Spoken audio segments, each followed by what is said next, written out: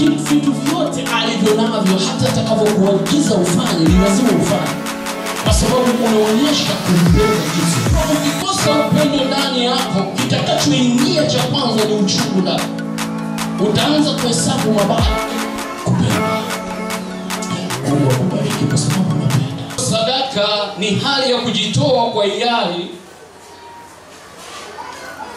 au kwa hali na mali, ikiwa ni sehemu ya ukamilisho wa ibada ya kumwabudu Mungu katika upande huo unaohusika, aidha kwa Mungu Baba au Mungu wa dunia hii.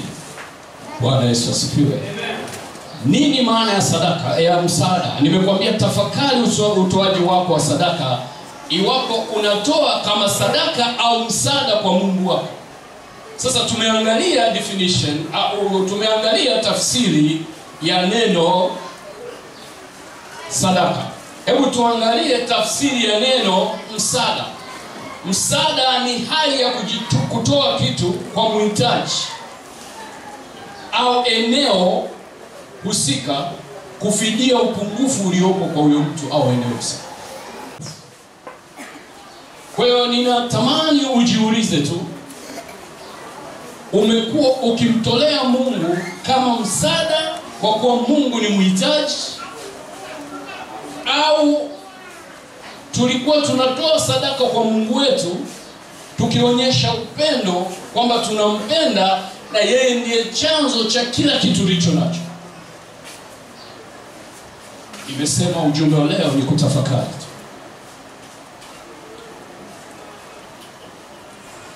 Bwana Yesu asifiwe. Kabla ya kutoa, muombe Mungu amimine upendo wake ndani yako. Amen. Tusome kitabu cha Wakorintho wa kwanza sura ya 13 mstari wa kwanza. Wakorintho wa kwanza sura ya 13. Mmoja anaweza kusoma hapo?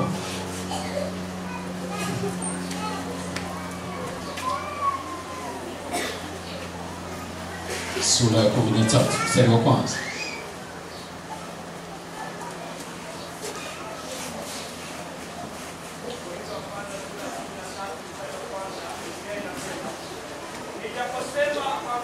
Nijaposema kwa lugha za wanadamu na malaika, kama sina upendo, nimekuwa shaba ili yao na upatu uvumao.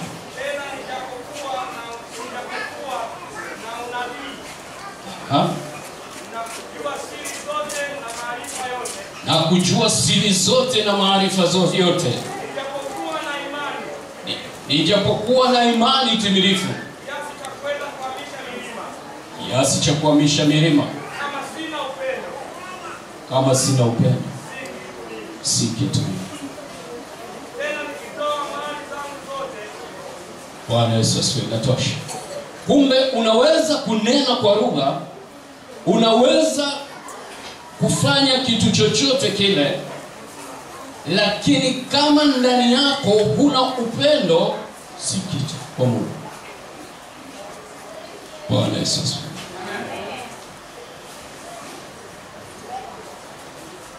Tuangalie neno lingine. Wa Isaya 2:8. Tena nchi yao imejaa sanamu, huabudu kazi za mikono yao, vitu vilivyofanywa kwa vidole vyao wenyewe. Yeremia 1:16 Biblia inasema wakaziabudu kazi za mikono yao wenyewe. Yeremia 1:16. Kuna baadhi ya maandiko pale inasema wakaziabudu kazi za mikono yao wenyewe. Maana yake nini ya maandiko nilokusomea? Ni kwamba kukipa nafasi kitu kingine pasipo kumpa nafasi Mungu, jambo lolote lingine kwenye maisha, kutoa nafasi ya kwanza kwa kitu kingine au kwa jambo lolote nje ya kumtolea Mungu. Bwana Yesu asifiwe sana. Bwana Yesu asifiwe. Nimekuja kugundua kwamba wakati namtumikia Mungu na ninaendelea kumtumikia Mungu, kwamba walokole wengi sana, lakini sio mahali hapa, wanawapenda majambazi na wezi na vibaka kuliko ni wanavyompenda Mungu. Bwana Yesu asifiwe. Watakatifu, Bwana Yesu asifiwe. Jambazi akiingia mahali akikutishia, unatoa kila kitu ambacho unacho. Unaweza kumpa hata kadi ya benki, hata kama hajui password ya ATM yako, lakini unampatia tu. Bwana Yesu asifiwe. Unaibiwa kila kitu nyumbani mwako, kila kitu, lakini kesho asubuhi unatafuta namna fulani ya kurejesha vitu vyote au baadhi kwa 75% ya vitu ulivyopoteza. Bwana Yesu asifiwe. Bwana Yesu asifiwe. Ukiibiwa simu leo ya 200,000, unatafuta namna fulani ya kununua simu ya 300,000 au 400,000. Unairejesha fast. Watakatifu, Bwana Yesu asifiwe sana. Tuangalie kanuni ambazo zitakusaidia, ambazo zimenisaidia kwa kiasi, na endelee. Mungu, namuomba Mungu aendelee kunifundisha pia. Bwana Yesu asifiwe sana. Kanuni namba 1, kama unaandika, kanuni moja muhimu ya kutoa sadaka itakayombariki Mungu. Usiendelee kutoa tu katika mazingira ya ukawaida tu, kimazoea tu. Natamani ujifunze. Namba 1, kupenda kwanza kabla ya kutoa sadaka. Kupenda kwanza. Omba Mungu amimine upendo wake kwako kwanza, kisha ndipo utoe. Biblia inasema kwenye ile Injili ya Yohana sura ya 3 mstari wa 16, ni andiko ambalo tumelizoea sana, lakini ninaomba ulisikilize kwa namna tofauti leo. Amen. Bwana Yesu asifiwe sana. Kwa maana jinsi hii Mungu aliupenda ulimwengu. Amen. Najua hilo liko, yaani una haja hata kusoma Biblia. Amen.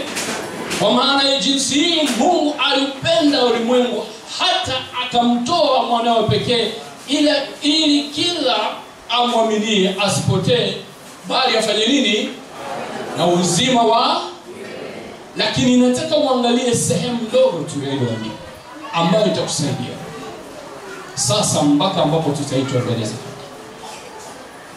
Sehemu ya hilo andiko, ile mstari wa 16, ni kwamba Biblia inasema kwa jinsi hii Mungu aliupenda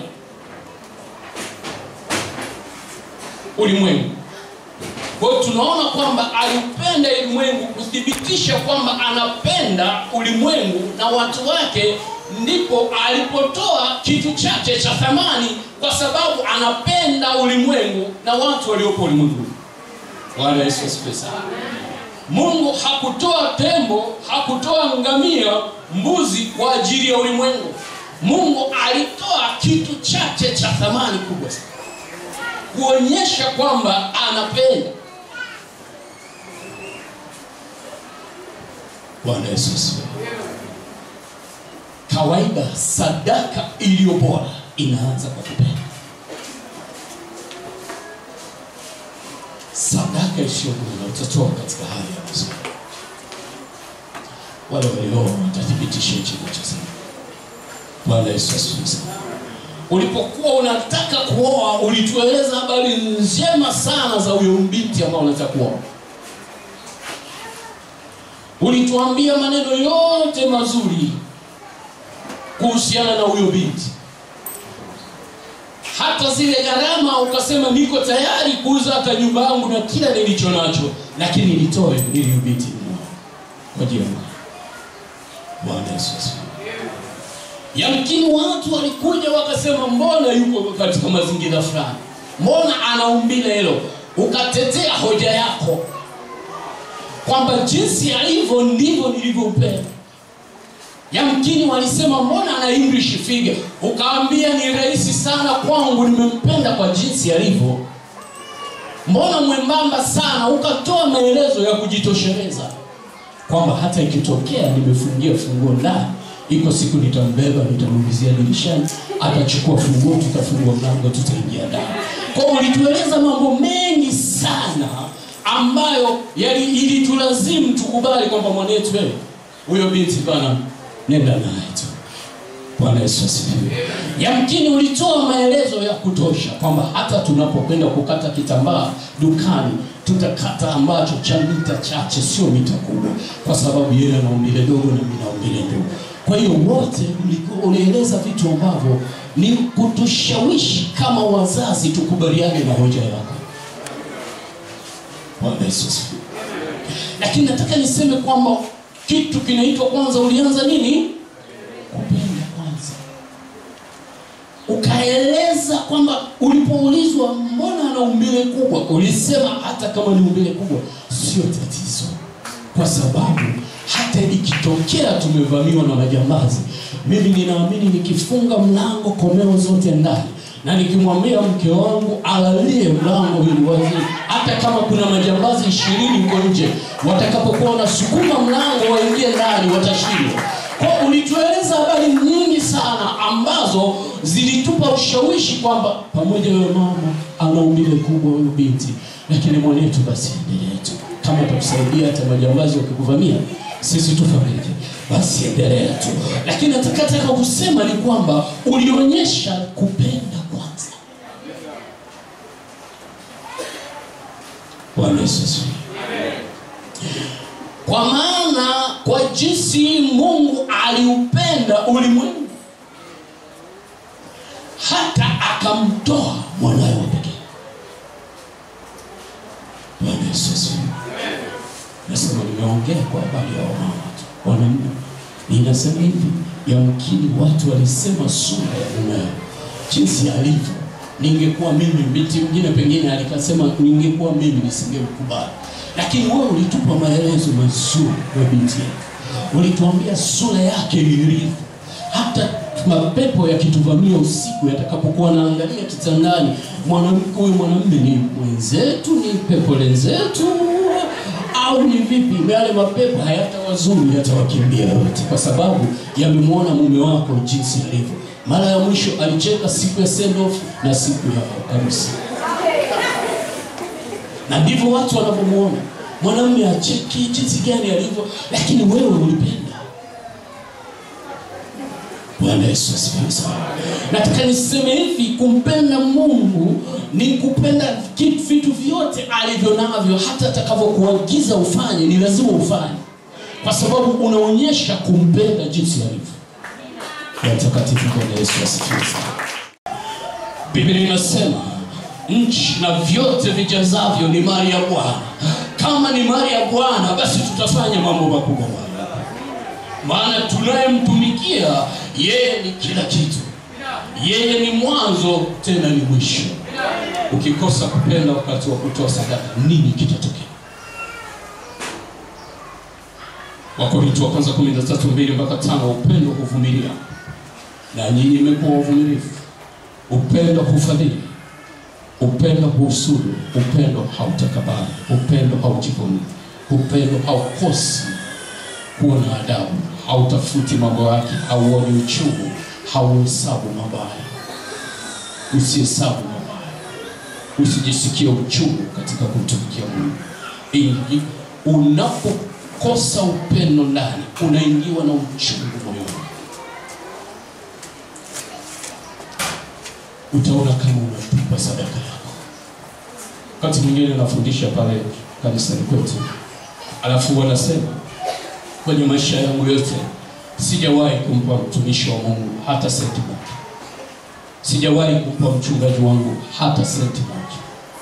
Amen. Wengine waonielewe. Alafu nasema huwa nampa Mungu kupitia mikono ya mchungaji. Huwa nampa Mungu kupitia mikono ya wachungaji kwa ajili ya kanisa. Ukitoa kwa kumwangalia mtu, ni lazima ndani utaingia uchungu. Bwana Yesu asifiwe sana. Lakini ukipenda, utafanya kila kitu kwa upendo. Bwana Yesu asifiwe. Siku moja nilikuwa pale Kinondoni kipindi hicho na mtumishi wa Mungu, wakati nafikiri niko pale.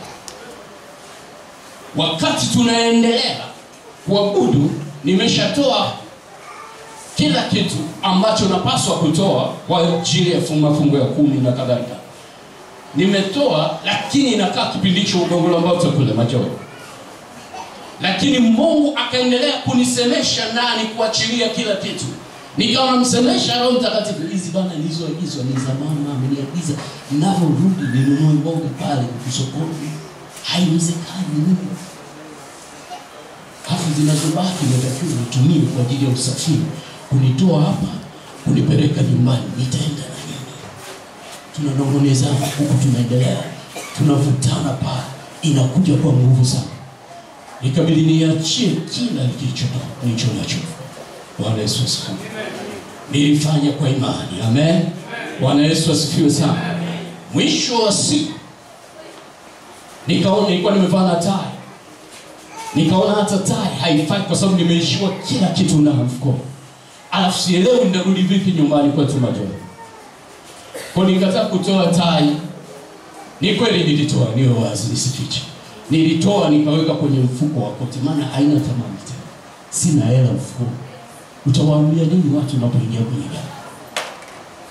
Ndipo pale nilipokuja kugundua maana ya wimbo kwamba oh Yesu, nimebaki na wewe, nimebaki na wewe, nimebaki. Mimi nilikuwa sijui bwana, lakini nilikuja kujua rasmi kwamba kumbe kubaki na Yesu mpaka kwenye simu ukiminya hivi sasa hamna.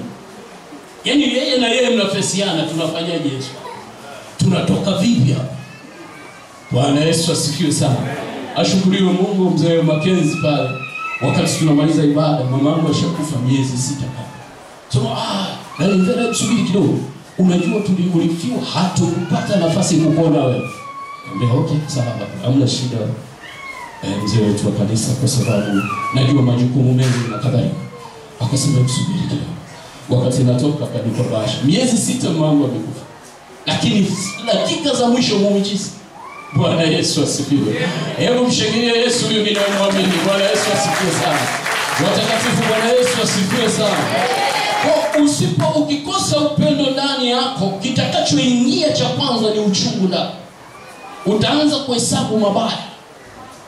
Kwamba nilitu jana, leo nimetoa. Utahesabu mabaya ya kutosha. Cha pili nachotaka uangalie, tumeangalia lile la kwanza, lakini la pili unalotakiwa kuandika, kujichunguza kama kuna kitu kinakuletea hofu ya kuzuia utoaji wa sadaka. Ya kwanza nimekwambia, unapotoa, cha kwanza upende. Amen. Tuko pamoja? Amen. Cha kwanza unapenda kwanza. Cha pili, jichunguze kama kuna kitu kinakuletea hofu na kuzuia utoaji sadaka au kujitoa mwenyewe. Kwa sababu tunaongelea kwa habari ya kutoa sadaka, lakini pia tunaongelea kujitoa mwenyewe. Bwana Yesu asifiwe. Labda mwili unakuzuia usitoe. Nitavaa nini, nitakula nini? Ushabiki unaweza kukuzuia. Maana wako watu sio hapa, lakini siongelea hapa. Bwana Yesu asifiwe. Wanamtumikia Mungu kiushabiki. Wengine wanaweza kusema sisi tumekuwa watoaji miaka yote, unatuona mali. Ukiendelea kufanya hivyo, shauri lako. Kwa ushabiki wa pambe unaweza kukuzuia usimtolee Mungu vile inavyopaswa kutoa. Hali yako ya kichumi inaweza kukuzuia kwamba itakuweje. Lakini nimekupa mfano ulio hai. Ilikuweje kwangu? Kwa kutokutoa wakati mwingine unazuia au inakuwa zuio la baraka kwako. Watakatifu wa Yesu Kristo.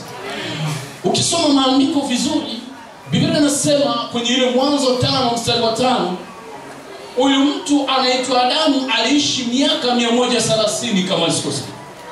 Kwenye hiyo Mwanzo 5:5. Lakini tatizo lilikuja wapi? Lilikuja saa ambapo alikuwa anakwenda kutoa sadaka. Aliimba vizuri sana mpaka jasho likamtoka. Aliimba vizuri sana mpaka kiatu chake kikaisha soni ngozi kule chini.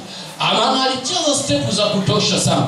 Yamkini alifundisha vizuri sana. Yamkini aliweka mikono juu ya wagonjwa nao wakafunguliwa.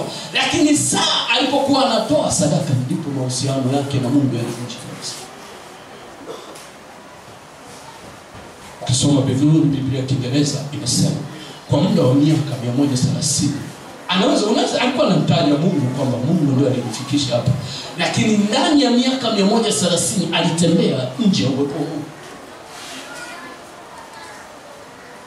Na wewe unajua huyu Musa alikuwa anasema uso wako usipoenda pamoja na sisi usitutoe. Lakini Adamu aliishi miaka 130 nje ya uwepo wa Mungu. Unajua maana ya kuishi nje ya uwepo wa Mungu?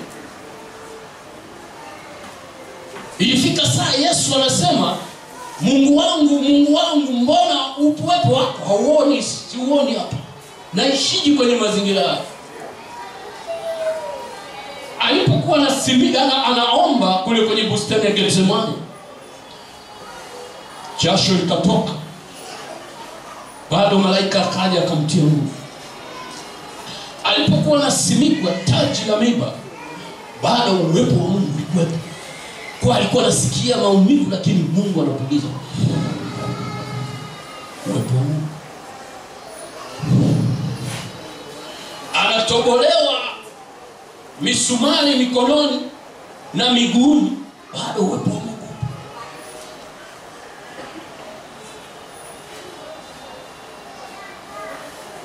Lakini inafika saa Mungu anaona wingi wa dhambi alizozichukua kwa ajili ya maisha yetu. Mungu akaamua kumwacha. Ndipo pale Yesu anagundua, kumbe watu wanaoishi nje ya uwepo wa Mungu ndivyo inavyokuwa. Akalia, Eloi, Eloi lama sabachthani. Kwa nini asilie wakati anachapwa ile mijeledi 39? Hakusema Mungu wangu mbona umeniacha? Kwa nini asilie wakati anasimikwa taji la miiba? Kwa nini asiseme chochote wakati anatobolewa misumari mikono na miguu? Lakini pale Mungu alipomwacha, na sasa nisikwambie kuna vitu ambavyo fedha haitafanya. Unamhitaji Mungu akupulizie maumivu hata kama una fedha. Yako maumivu mengine yanakuja ya moyo ndani kujeruhiwa. Unahitaji fedha. Unahitaji uwepo wa Mungu. Bwana Yesu asifiwe. Yesu alilia akitafuta uwepo wa Mungu. Ndio maana kulia unaweza kuondoka na fedha zako, ingawa Mungu kakusemesha, lakini ukawa nje ya uwepo wa Mungu. Bwana Yesu asifiwe. Nikwambia ushuhuda ambao unakuja ndani ya moyo wangu. Siku moja nilikuwa najenga maarifa. Wakati wa kujenga kwenye nyumbani, Mungu akanisemesha kuna mtumishi wangu anataka kusafiri. Ninaomba fanya haraka. Tuma kwenye simu yako haraka iwezekanavyo. Safari ni kesho tu. Na mimi nikasema, na mimi ninajenga. Kwa sababu ninajenga itakuwa ni ngumu sana. Kiwango nilichonacho nimewaahidi mafundi. Kwa sikufanya hicho nilichofanya. Nikwambie tu, ilikuwa ni kuchimba shimo la choo. Tumeshafika futi 10. Kwa kilichotokea ni kwamba sikutii ile sauti ya Mungu. Kwa hiyo mvua ilikotoka mimi sijui. Ilikuwa sio kipindi cha mvua, wingu lilivyojikusanya mimi sijui. Ilipiga ile mvua afu ikafukia lile shimo lote. Ndipo nilipoingia kufunga na kuomba Mungu, kwa nini umeniacha mazingira kama haya? Nikakemea shetani, yaani Mungu akasema wala sio shetani, sijisumbue. Unajua wapendwa, tuna mpango wa kukemea sana. Sio. Nikaambiwa mtumishi wangu hajasafiri. Na nilichokuwa naenda nataka nimfariki kilikuwa kikubwa. Nilikuchagua wewe ufanyike baraka kupitia yeye. Na niweke jina lako moyoni mwake au mwake. Umekataa neema. Kwa kinachotokea hicho. Kwa shimo likafikia. Thamani yake kuinua tena na kuleta juu ni zaidi ya 5,700,000. Lakini mtumishi wa Mungu alikuwa haoni hata nusu hiyo. Bwana Yesu asifiwe. Kwa nikaingia kwenye toba, nikajigundua kosa langu. Nikamsihi Mungu aliyeniumba. Niliwaza sana kwamba ni wangapi kwenye maisha haya tuliokoka ambao tunatembea nje ya uwepo wa Mungu, tunaingia hospitali, tunamwaga fedha za kutosha, au tunaendesha vyombo vya moto vinaharibika, kumbe ni fedha ambayo ilibidi tumpe Mungu ili alinde hivyo vitu. Tunaibiwa vya kutosha, tunadhani kwamba ni bahati mbaya, kumbe kuna sauti ya Mungu ambayo alikuwa ametusemesha ili kuleta ulinzi baadaye tuwe. Nilijiuliza maswali kabisa. Bwana Yesu. Mwingine nilikuwa napitisha karatasi pale kazini. Napitisha karatasi, nikamwambia kuna baraka hapa. Kuna ujenzi, watumishi wa Mungu wameniambia huko, hebu changia chochote hapa kwa ajili ya kanisa kwa. Akasema nani? Bwana Yesu bwana. Sasa nitoe hiyo wachungaji tu wakazitumia wakale tu kwa mimi nikamwambia Bwana, huyu siwezi kujua Mungu. Ndio maana nimeamua kumpenda Yesu kwanza. Maana nikikupenda wewe yamkini kesho utanichukia. Kwa ni heri nimpende Yesu anielekeze nikupende wewe. Nikimpenda Yesu atakachoniambia nitafanya kwa ajili ya Yesu. Ndio maana niliwaambia kanisani kamwe sitatoa kwa ajili ya mchungaji wangu. Nikitoa ni kwa ajili ya Mungu kumpelekea mchungaji. Wengi huwa tunatoa, ndio maana mchungaji akisafiri wale washirika wa mchungaji wote mpaka mchungaji ndio kanisa linajaa. Maana wana hofu ya mchungaji, sio hofu ya Mungu.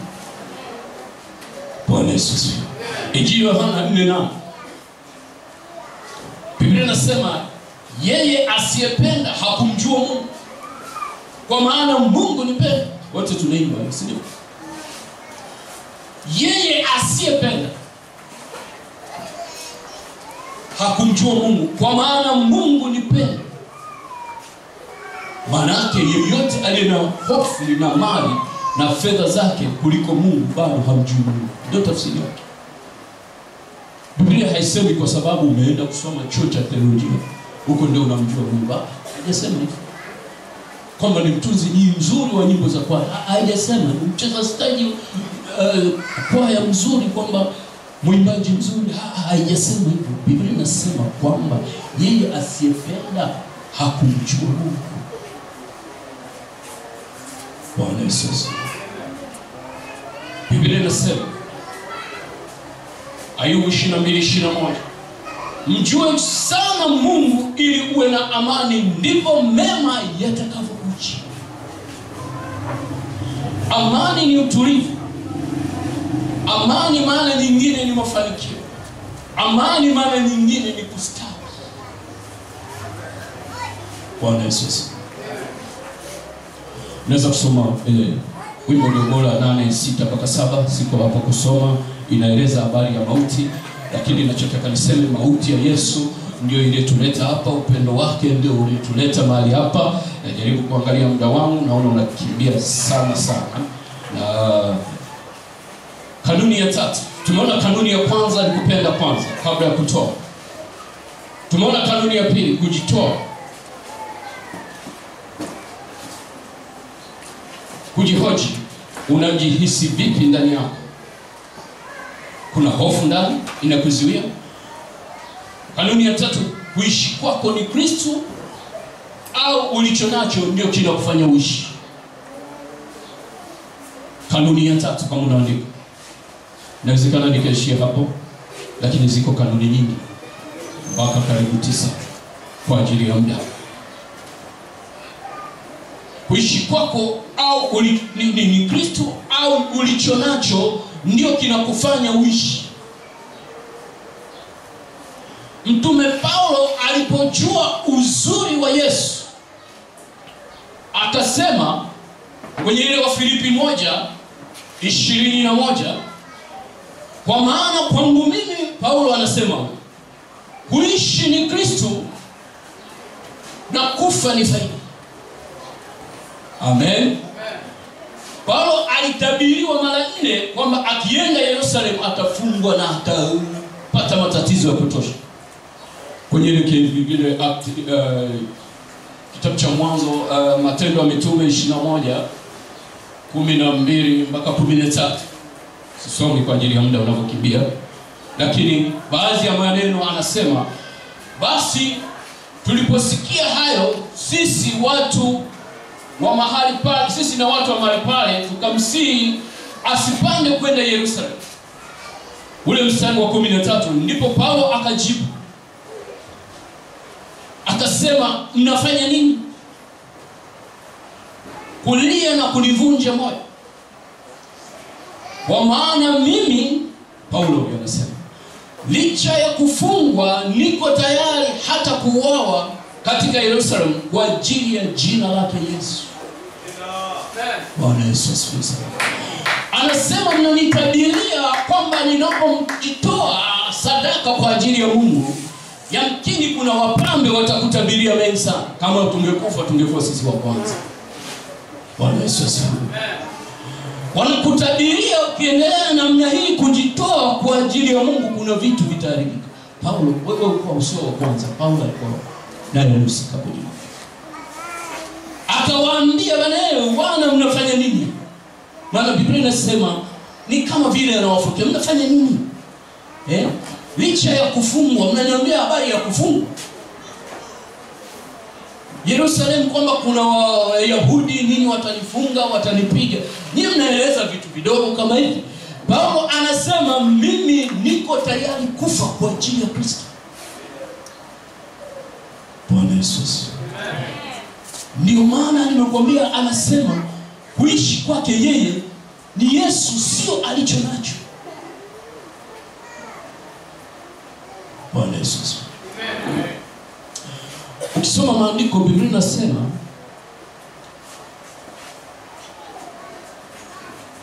tunapoendelea kumtumikia Mungu baada ya kuokoka, tunaambia ya kale yamefanya nini? Naam. Sasa yamekuwa mapya. Si ndivyo? Lakini angalia maisha yetu jinsi yalivyo, utaona kwamba tumekaa kwenye maisha yale ya kale. Bwana tusidanganye. Ngoja nikwambie kitu kimoja ambacho kitakusaidia ukipenda. Kitu ambacho Mungu mpaka kesho kinamsumbua. Najua una andiko linalosema Mungu ni Mungu ambaye hashindwi kitu chochote. Anaweza yote. Unaweza yote. Unaweza Bwana. Hiyo unajua wewe. Lakini nataka niseme kuna vitu ambavyo Mungu alishindwa kufanya. Bwana Yesu asifiwe sana. Aliwavusha wana wa Israeli, wakafika jangwani, wakasema bana mioyo yetu haiko na wewe Mungu kabisa. Tunakumbuka yale matango vitunguu swaumu kule Misri. Musa sijui umetuleta wapi huko? Unafikiri kule tuje tufie jangwani? Unafikiri kule hamna makaburi kule ya kuzikwa sisi? Umetuleta huko? Mungu aliingia gharama ya kututoa kwenye dhiki, kwenye ufungwa, na kutuangalia, anatuwazia mema kutupeleka kwenye nchi ya asali na maziwa. Lakini wana wa Israeli walipofika jangwani, miili yao ilikuwa jangwani, lakini mioyo yao iko Misri.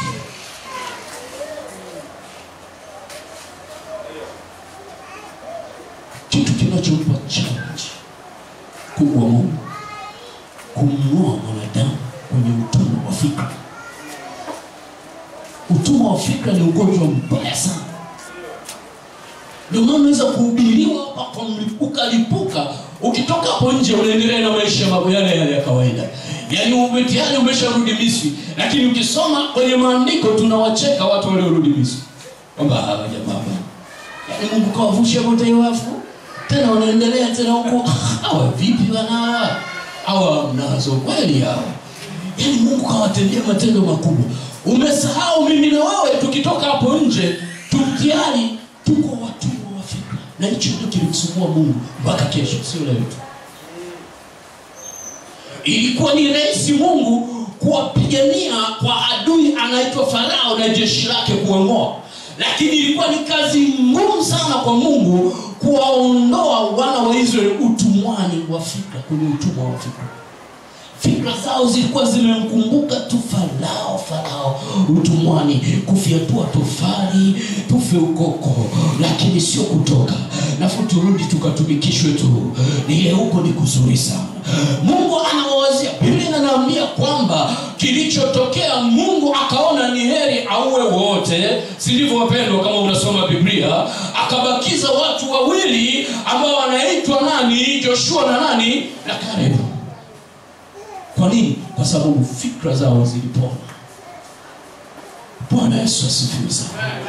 Mungu anapopigana na fikra za watu, wakati mwingine anaamua kuua watu. Sio mimi nimesema, ni maandiko. Hilo eneo Mungu linamsumbua wakati. Naomba usimame hapo ulipo kwa ajili ya muda. Ni maombi yangu kwa Mungu leo, apitishe vitu ambavyo sio vya kwako mikononi mwako. Akipitisha vitu ambavyo sio vya kwako mikononi mwako, na wewe ukawa mwaminifu, basi uwe na uhakika,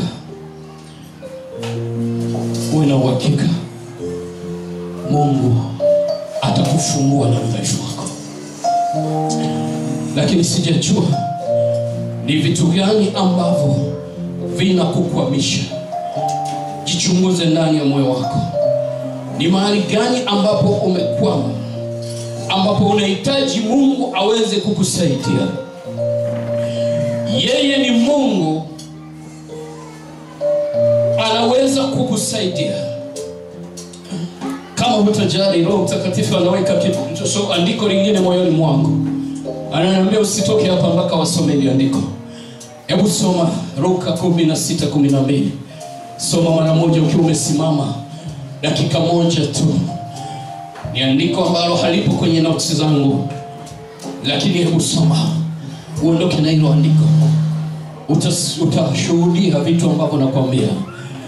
Hebu soma hilo andiko, kisha waimbaji mtaimba kama sio wewe. Na wewe uko mtumishi wa Mungu nyuma utaimba kama sio wewe. Alafu nitaomba Mungu aweze kusema na wewe. Utaweka mikono yako kwenye masikio yako. Nitatia damu ya Yesu kwenye masikio yako. Na usome kwa sauti mtumishi wa Mungu mmoja hapo. Luka 16:12 Biblia inasema. Aha. Na kama hamkuwa waaminifu. Kama hamkuwa waaminifu katika mali ya mtu mwingine, ni nani atakayewapa iliyo yenu wenyewe? Amen. Inatosha. Bwana Yesu asifiwe. Nimekupa ushuhuda ambao ulinieleza si katika hali ya kushuhudia. Nilipitishiwa fedha kwa ajili ya mtumishi wa Mungu kuhani.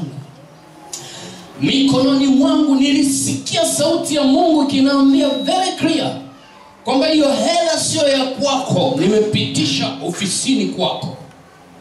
Na nilipata kwa muujiza tu. Sio ya kwako.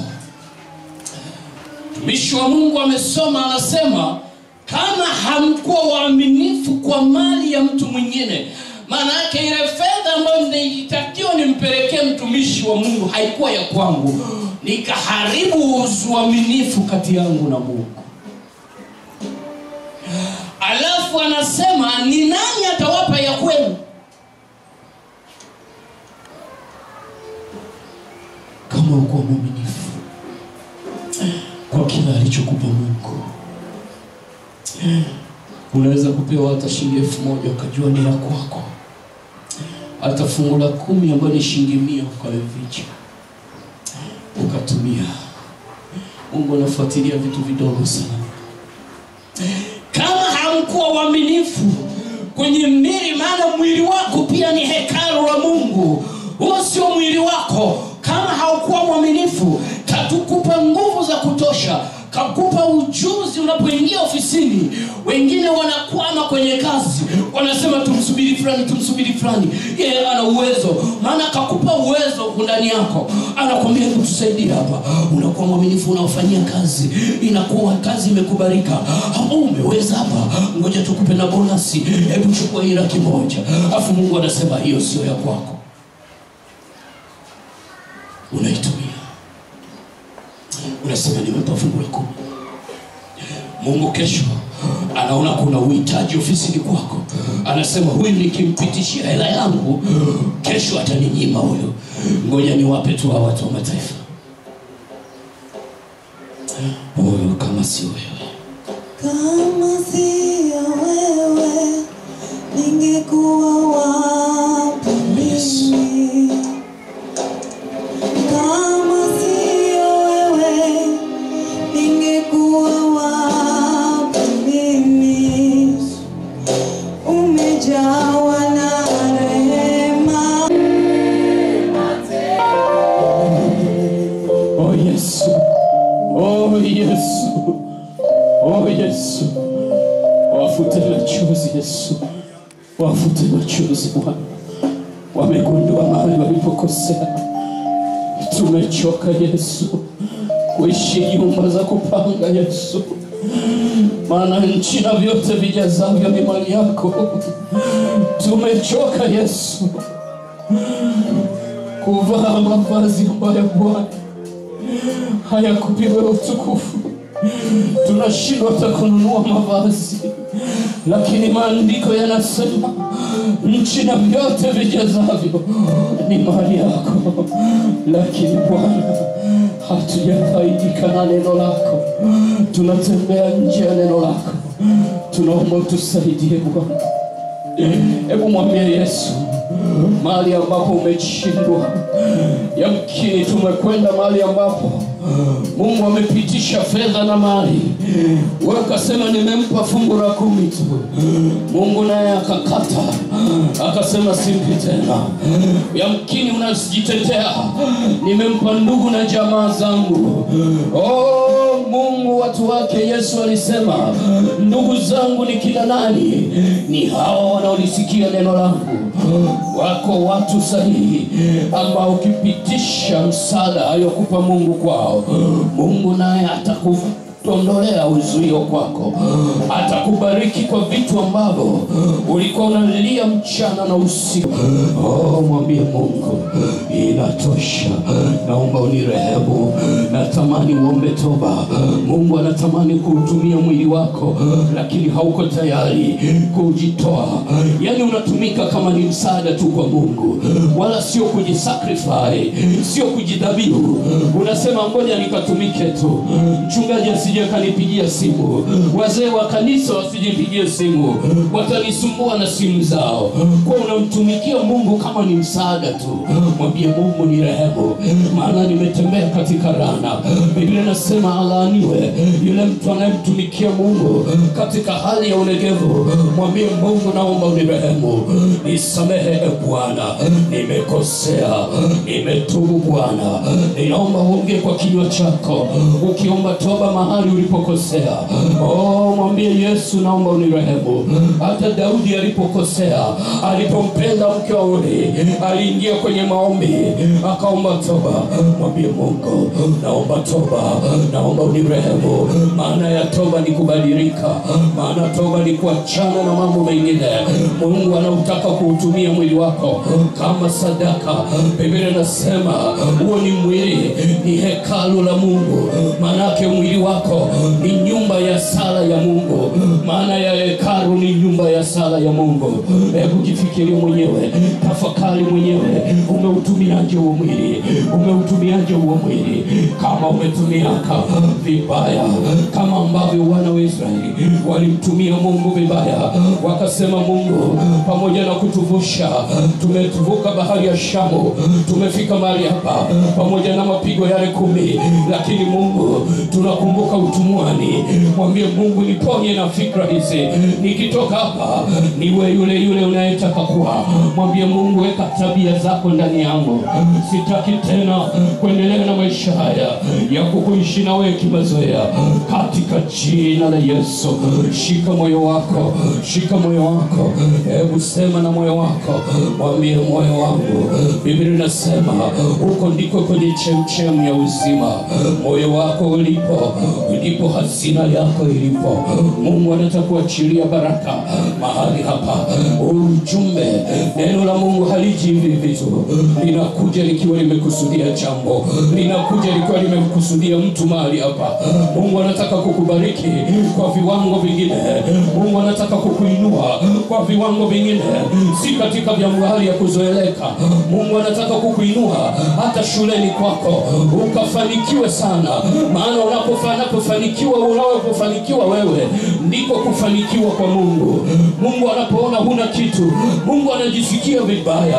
Mungu anapoona kanisa lina mabati, Mungu anajisikia vibaya. Huzuni inaingia ndani, maana amepanga kubariki watu wake ili watu wake wafanyike baraka kwa Mungu. Mwambie Mungu, nimegundua leo hii nilikuwa nakutumikia chini ya kiwango. Ninaomba unisamehe, ninaomba unirehemu. Ewe moyo, tulia kwa Bwana.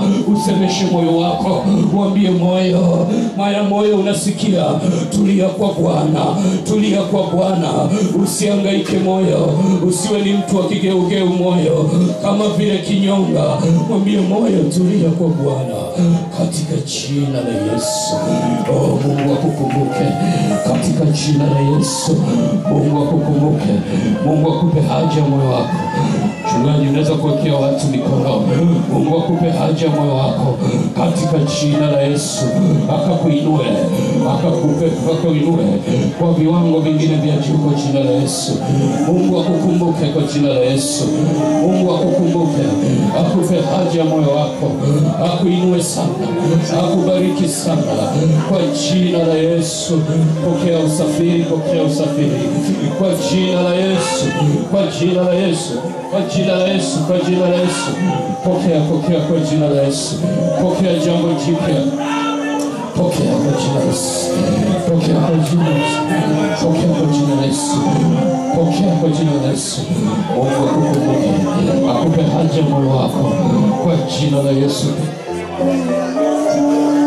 Katika jina la Yesu Kristo, naangusha ngome, mamlaka, hila, kila maagano yaliyoagana na mababu na mabibi, kwa damu ya Yesu ninafuta.